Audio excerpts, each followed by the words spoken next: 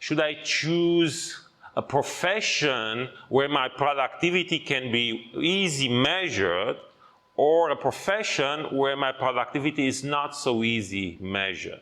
You'll see what is the difference here. But what I can give you now as a feeling, think about somebody that is working in a call center.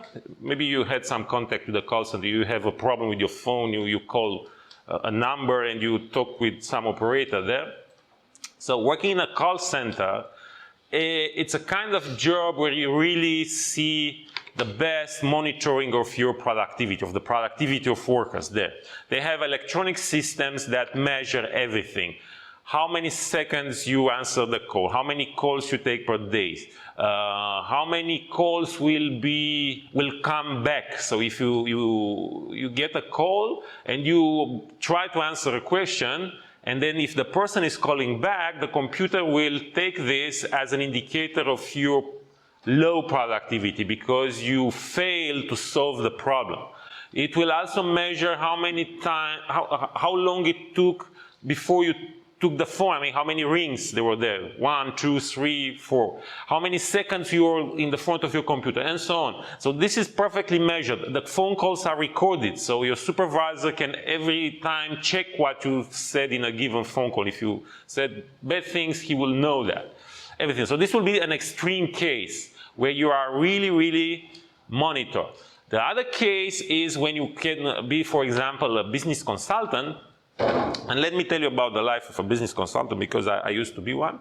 You are just, I don't know, sent to a client, yeah, and you make your full day the way you want. You just have an assignment. So, for example, you have a project with Orange or Vodafone, but you are not working for, you are a consultant. Yeah? You go to Orange and you do whatever you want the full day, for the full week. At the end of the week, you have to get in touch with your supervisor per phone, or you to send some emails, and you have to describe what you did in this week. But you have full freedom. What you do in that week, nobody will call you, come on, it's 3 o'clock, are you in a meeting, or what are you doing? While you are in the call center, every second is measured. Okay, and now I'm coming to this comparison between call center employee and business consultant. Is efficiency wages. Because, you see, let's suppose this is the labor market, and there is a market equilibrium for the wage. And believe me, the companies are very interested in this market equilibrium. All big companies use consultants that are specialized in the labor market. So, for example, IBM Romania, Oracle in Romania, and other companies, Vodafone, Orange, Telecom, they meet once a month with companies, I don't want to give the names of these companies, that are specialized in analyzing the labor market. And they will ask, okay, what is the equilibrium wage for, let's say, an accountant? What is the equilibrium wage for a call center employee? What is the equilibrium wage for this one? And the companies will look, where are we? Yeah, are we a little bit above? Are we below? Because they are concerned, if they are below the market, what are they afraid of? People will leave, of course. And if people are leaving, this is problematic because you invested in them. You train them, you are working with them. You don't want to leave a lot of people. You don't want to lose a lot of people. Okay, if you are at the equilibrium now, this is more or less okay. If you are above the equilibrium, this will mean higher costs for you.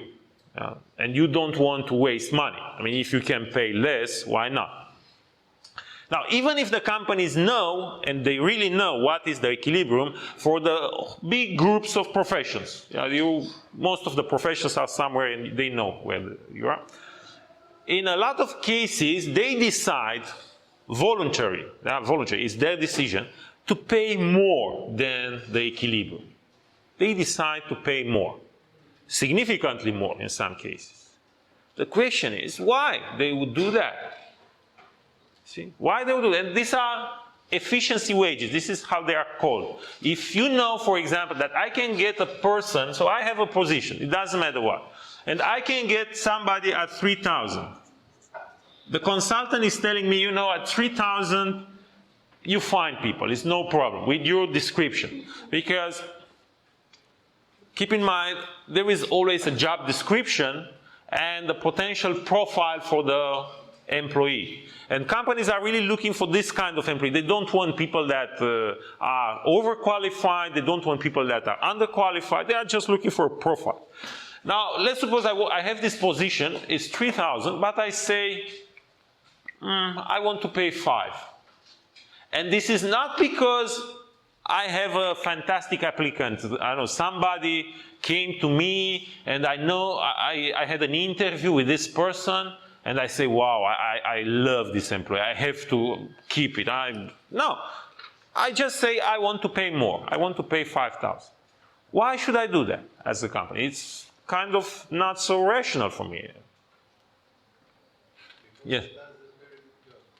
But believe me, you don't yet have the candidate. Yeah, so you make the decision before you see the person. Yes. Yeah, but this way you create yourself an image of a top employer, and before you even have the person there, you only attract the leads because they either have the option to go in the market and work for 3,000, but they then know Vodafone, let's say for instance, is the only company that is going to pay us above average. So we might want to try there first. Yeah, but I told you at 3,000, I still get a qualified person. Yeah, but this way you get the elites, not only the... But I don't want overqualified persons. This is with elite, it's a very tough question. Believe me, a lot of people are rejected because they are overqualified. So be careful not to be too smart when you go to a kind of interview.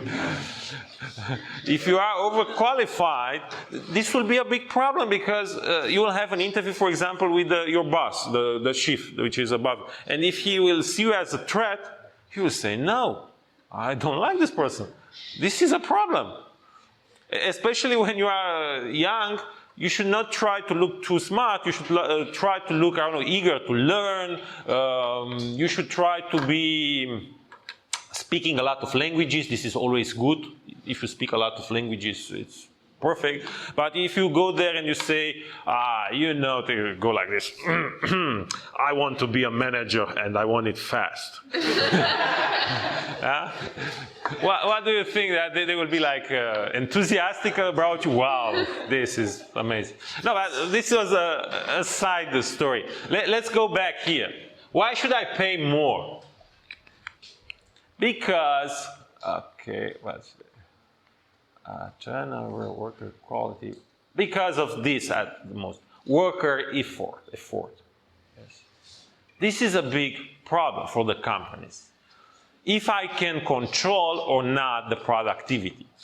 If I'm not able to control the productivity, like the case with the business consultant, which has a lot of responsibility because he goes to Vodafone, he goes to, I don't know, Orange, and he has the image of his company, and if he is really delivering a bad performance, this will hurt the company behind him.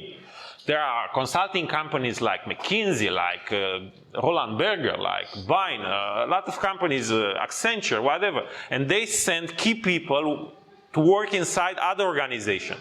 So if you work for Roland Berger and you go to Vodafone, I told you, you are alone, you are there on your own for 1 week. You can be for 3 weeks, even longer. Yeah? If you deliver bad work, this will hurt Roland Berger. Roland Berger will have a bad image. But Roland Berger cannot control you. They cannot be there with you. They don't know what you're doing. What are they doing then? Paying you a lot. They will give you so much money to make you really, really afraid to lose such a job. Okay?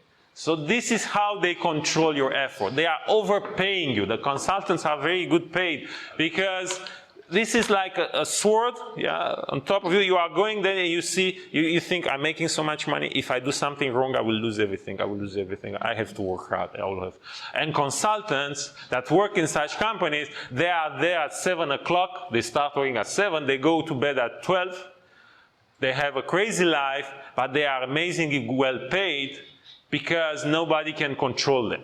But if you go to the call center, it's a different story. there is a computer that is perfectly supervising your work.